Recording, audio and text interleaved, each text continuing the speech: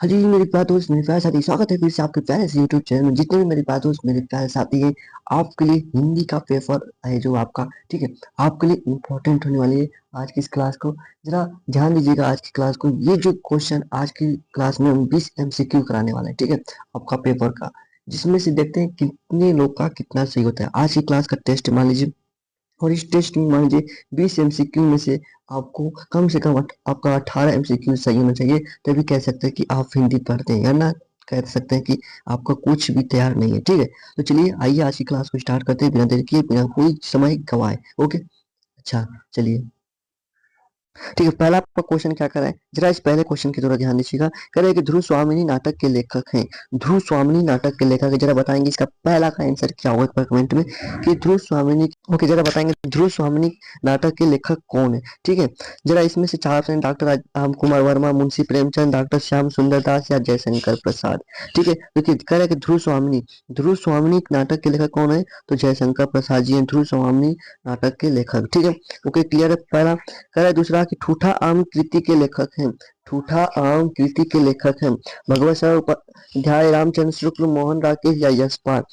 ठूठा आम कृति के लेखक हैं। देखिए ठूठा आम कौन किनका है, तो याद रखेंगे भगवत सरल उपाध्याय जी का है ठूठा आम। ठीक है, ओके, अगले क्वेश्चन की तरफ बढ़ते हैं। रस मीमांसा कृति के लेखक हैं। रस मीमांसा कृति के लेखक हैं, जरा बताएंगे रस मीमांसा कृति के लेखक कौन है। अज्ञेय डॉक्टर श्याम सुंदर दास, आचार्य हजारी प्रसाद, और या आचार्य रामचंद्र शुक्ल या विनोबा भावे। चलो बताएंगे कौन होंगे रस मीमांसा कृति के लेखक। रस मीमांसा कृति के लेखक कौन है, कौन हो जाएंगे आपके, जरा बताएंगे तीसरा कौन हो जाएंगे। कहेंगे कि रस मीमांसा कृति के लेखक आचार्य रामचंद्र शुक्ल जी हैं। आचार्य रामचंद्र शुक्ल जी हैं किसके, तो रस मीमांसा कृति के लेखक। ठीक है, अगला है नाटक विधा के प्रसिद्ध लेखक है। नाटक विधा के प्रसिद्ध कौन लेखक कौन है, नाटक विधा, नाटक विधा के प्रसिद्ध लेखक याद रखेंगे, नाटक जो लिखते थे जयशंकर प्रसाद जी, इस विधा के प्रसिद्ध लेखक है नाटक विधा के। ठीक है, जयशंकर प्रसाद जी। तौलिए किस विधा पर आधारित रचना है, तौलिए किस विधा पर आधारित रचना है, जरा बताएंगे। कहानी, नाटक, एकांकी या निबंध। तौलियो, तौलियो, तो ये देखिए तौलिए जो है ना आपका, ये एक आपका एक एकांकी है। क्या है, एकांकी, याद रखेंगे एकांकी। ओके, अगले क्वेश्चन की तरफ चलते हैं। छठवां क्वेश्चन कह रहा है कि छायावादी कवि है। छायावादी कवि कौन है, छायावादी कवि कौन है, तो याद रखेंगे छायावादी आपका जयशंकर प्रसाद भी है, महादेवी वर्मा भी है, सूर्यकांत त्रिपाठी निराला भी है। ये तीनों आपके कौन है, छायावादी कवि हैं। कौन है, तो छायावादी कवि हैं। कि छायावादी कवि कौन है, ठीक है। ओके, चलिए अगले क्वेश्चन की तरफ बढ़े। जी हाँ, सातवां क्वेश्चन, आठवां क्वेश्चन, नौवां क्वेश्चन, जरा देखते हैं 10वां क्वेश्चन। लगातार चार क्वेश्चन फटाफट बताएंगे चार क्वेश्चन का।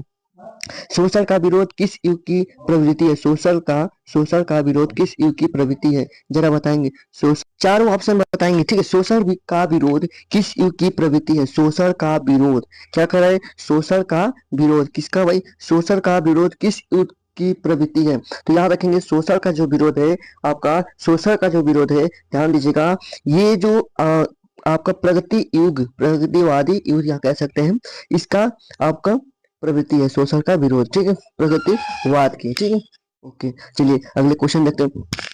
इनमें से महाकाव्य है, महाकाव्य के बारे में बात पूछा भैया, जरा बताएंगे एक बार। मेरे चाहे तो जितने भी तैयारी कर रखे हैं वो उनके लिए एकदम मजेदार क्लास है। ठीक है, और अपने दोस्तों के साथ जरूर शेयर करेंगे। जितने भी नए होंगे चैनल पे, चैनल को जरूर सब्सक्राइब कीजिएगा। और भी बहुत सारे क्वेश्चन इंपॉर्टेंट है आपके जो पेपर में जो आते हैं वो क्वेश्चन कराने वाला हूँ। ठीक है, तो चलिए इनमें से महाकाव्य है, महाकाव्य के बारे में मेरे प्यारे दोस्त, मेरे प्यारे भाई, मेरे प्यारे साथी बात करें। महाकाव्य, इनमें से महाकाव्य कौन सा होगा, तो याद रखेंगे महाकाव्य की बात करें ना, हाँ जी महाकाव्य की तो बात कर रहे हैं, तो आपका महाकाव्य साकेत, याद रखेंगे महाकाव्य, इस तरीके से महाकाव्य साकेत, महाकाव्य साकेत, तो यही।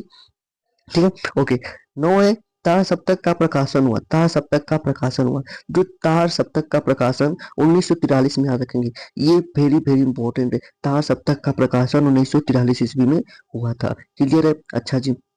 रीति मुक्त कवि है, रीति मुक्त कवि है, जरा ध्यान दीजिए, रीति मुक्त कवि है कौन है, दश का क्या होगा, रीति मुक्त कौन है, तो याद रखेंगे धनानंद। धनानंद आपका रीति मुक्त कवि हो जाएंगे। अच्छा, चलिए अगले क्वेश्चन की तरफ बढ़ते हैं।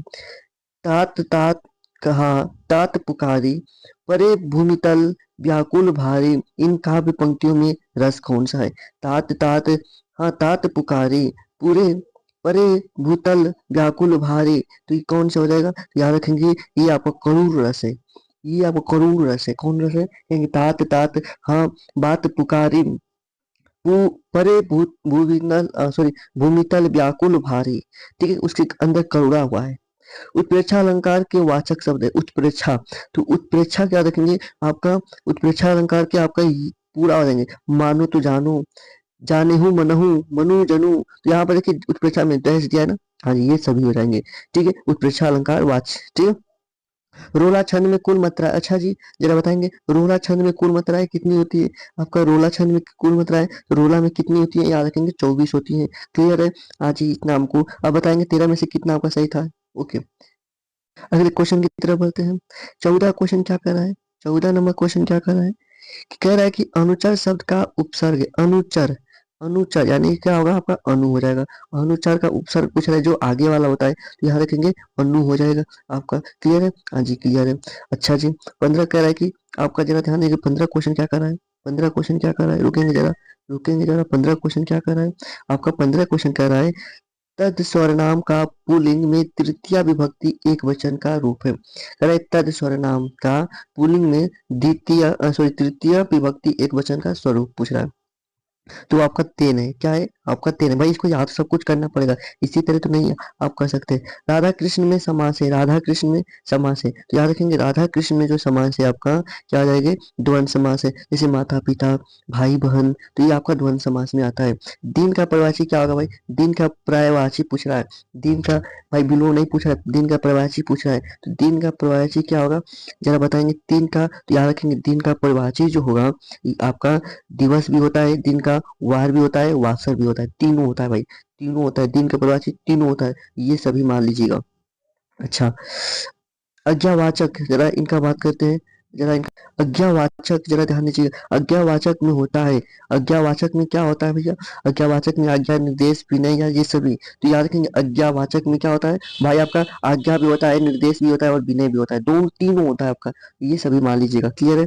अच्छा, कह रहा है क्या 19 क्वेश्चन, क्रिया का प्रयोग नहीं है, क्रिया का प्रयोग नहीं है और विशेषण पदों का परिचय में बताया जाता है। तो ये दो आपके लिए मैं होमवर्क दे रहा हूँ, ये दो क्वेश्चन आपके लिए होमवर्क दे रहा हूँ, आप लोग इसका कमेंट बॉक्स में आंसर बताएंगे क्या होगा। ठीक है, और देखते हैं आपका जितना मैं भी 18 क्वेश्चन बताया हूँ ना, 18 क्वेश्चन में से कितना आपका सही होता है आज की क्लास में देखते हैं। और ये 20 क्वेश्चन 20 आपके लिए दो होमवर्क में कमेंट में बताएंगे क्या होगा। ठीक है, अब यहाँ पे देख सकते हैं खंड, अब ये भी सब बताने वाला हूँ, तो आज की क्लास में नहीं, अगले क्लास में हम बताने वाले हैं, अगले वीडियो में इन सभी के बारे में किस तरीके से आप लिखेंगे, क्या करना होगा आपको, सभी बताने वाला हूँ बात को। ओके, फिर मिलते हैं नेक्स्ट क्लास में। जय हिंद, जय भारत। Okay, bye.